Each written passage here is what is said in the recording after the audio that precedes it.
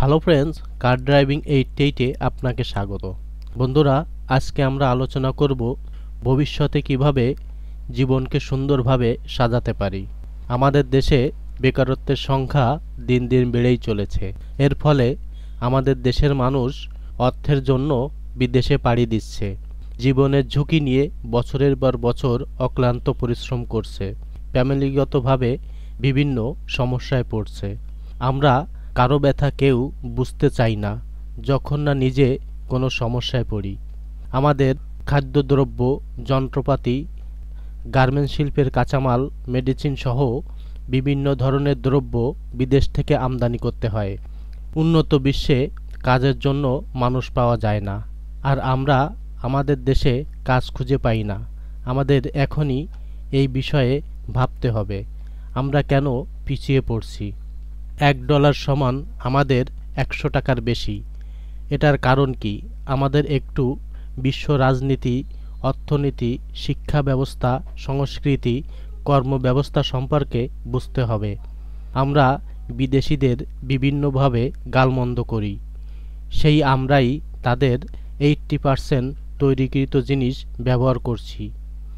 তাদের দেশে গিয়ে অর্থ উপার্জন এবং বসবাসের জন্য চেষ্টা করছি। এই বিষয়টা একটু ভাবতে হবে। আমাদের দেশে ল্যান্ডের তুলনায় জনসংখ্যা অনেক বেশি। এর জন্য আমাদের জনগণকে জনসম্পদে রূপান্তর করতে হবে। আমাদের শিক্ষা ব্যবস্থায় আরও উন্নতি আনতে পারলে আমরা জনসম্পদে রূপান্তরিত হতে পারব। আমাদের নিজেদের ক্রিয়েটিভ কাজে দক্ষ করে তুলতে হবে। আমরা সবাই জানি শিক্ষা জাতির মেরুদণ্ড।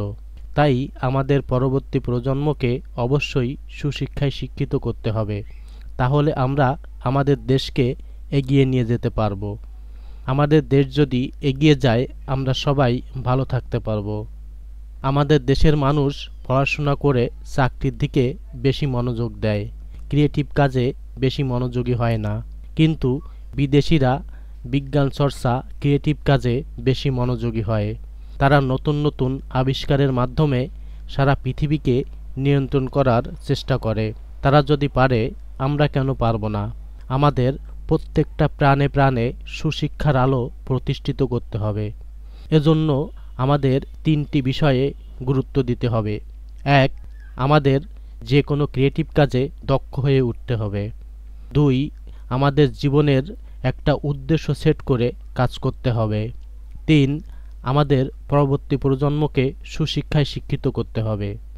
বন্ধুরা, আমার বিশ্বাস আপনি এই চ্যানেলের নিয়মিত দর্শক হলে সুন্দর সচ্ছলভাবে জীবনযাপনের কিছু পাওয়ারফুল আইডিয়া পাবেন।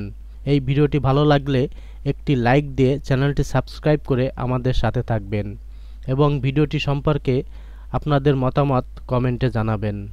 আর ভিডিওটি বেশি ভালো লাগলে আমাদের আগের করা ভিডিওগুলো দেখতে পারেন, কারণ ড্রাইভিংয়ের উপরে বিভিন্ন সুযোগ ও সুবিধার উপরে বিস্তারিত কথা বলা হয়েছে।